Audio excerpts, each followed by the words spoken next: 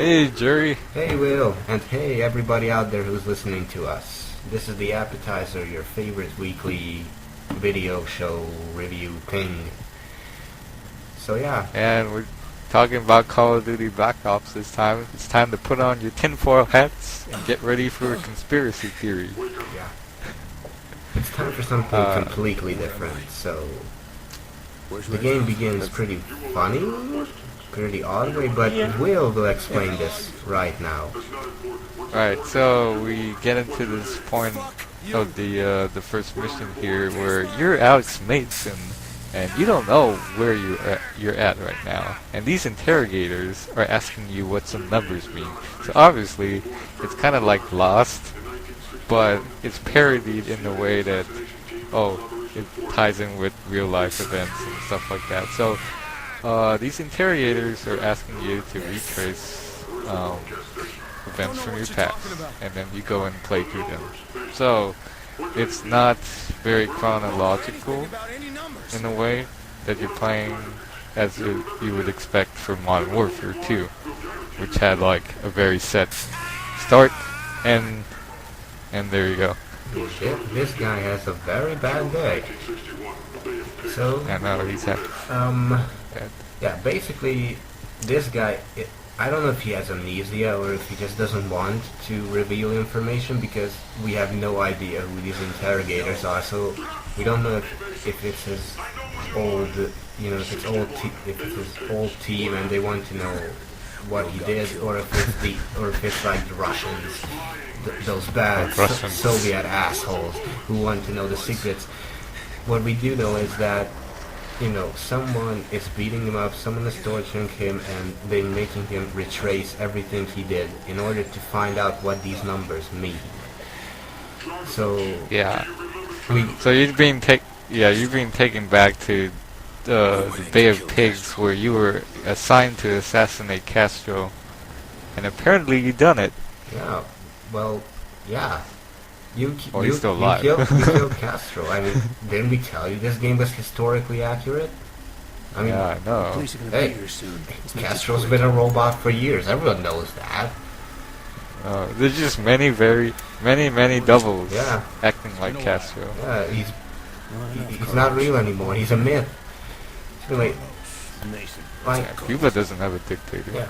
Tell you that. So like we said, you go through these flashbacks basically, and what's really clever here, you see how all the information is slowly being crossed out, which is I think is a really clever way of making this look like really It's all confidential. Yeah, it's like it's Black Ops for a reason. So I found that really clever, and as you're about to see, the characterization is what do you think? I think it comes off as kind of bland so far, but there is a lot of high intensity moments in this game, like you're about to see right now, where it's just over the top, right there. Get to shoot someone, given a shotgun, and now you're about to kick some ass. So I mean, for a Black Ops, it plays out. It's a pretty intensive start, don't you think? It is. The characters themselves, I don't really care for though. They kind of do. Yeah, first-person shooters generally tend to have this problem with characterization. You don't really remember the names, but you remember all the explosions and stuff. Yeah, because there's a lot of them.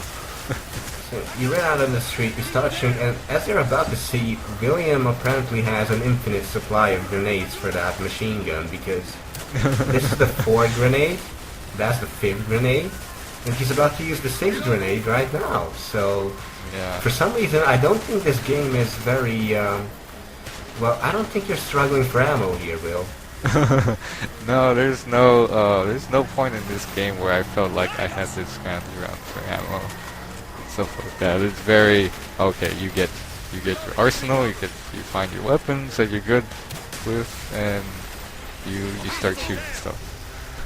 That's kind of the purpose of Black Ops. Yeah, well, that's kind of the main thing of first-person shooters, especially war games like Call of Duty.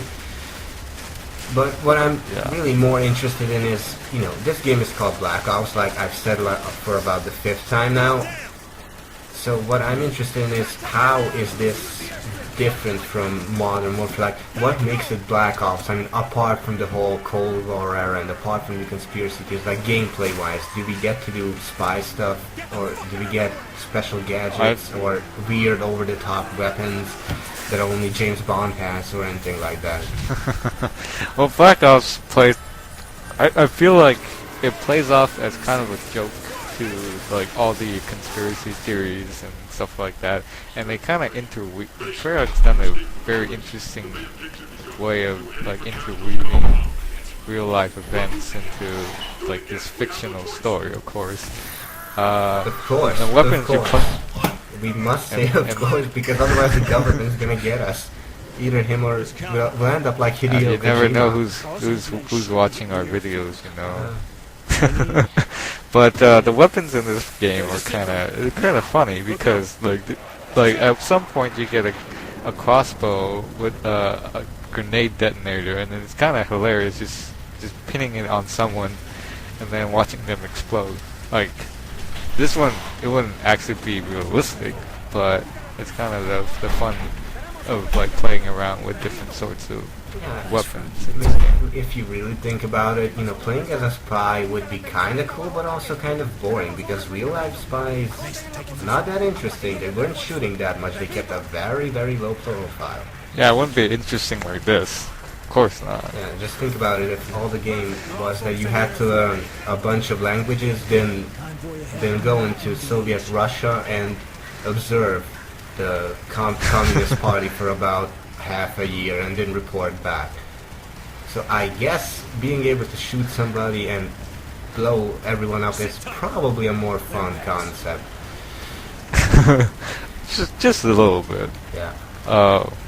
So yeah, the game scripting is, well, you go from point A to point B basically. It's been the staple of this Call of Duty franchise from the first one. You might have noticed. And they just interweave narrative into this into where you're going basically. Right now we're at Fidel Castro's compound, and we're seeking to find him and shoot his fucking head off. Because So he's we'll see a if that communist happens. bastard, and all communists are evil. They're the tool of the devil to enslave us all and whatever else you Americans had as your propaganda back in the Cold War. Yes, communism. I mean, not that I'm saying it's good, but it's just a funny little thing. Ooh, like it brings up a lot of well, from the American side. I mean, you never get to play as the Soviets in this Well, game. that would be the fun thing. I think they really could have done like a Soviet campaign, but I don't think people would have appreciated that. Like, imagine No, if they there was an assassination mission with Kennedy. That probably would have caused a lot of controversy. It also would have been really, really unrealistic. Yeah, but apparently no one cares about Castro getting killed, so poor guy. Yeah, I actually feel yeah. sorry for him. Oh, you're not the only one. Apparently, Cubans have picked up on this Castro assassination, and they basically said that this game will turn American kids into sociopaths and invade Cuba. No, I think they're pushing it a bit, okay? I mean, if Grand Theft Auto didn't make me a serial killer, then this certainly won't. Of course, Nico Bellic. Yeah, or Postal 2, because Postal 2 is like... Oh, Yeah. yeah. Let's just... It's just really bad. So gameplay, shooting stuff in scopes, and well, guns feel more balanced.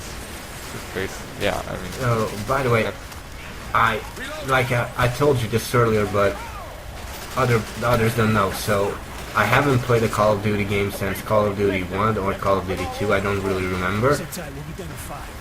So I was running, a lot of newer games basically use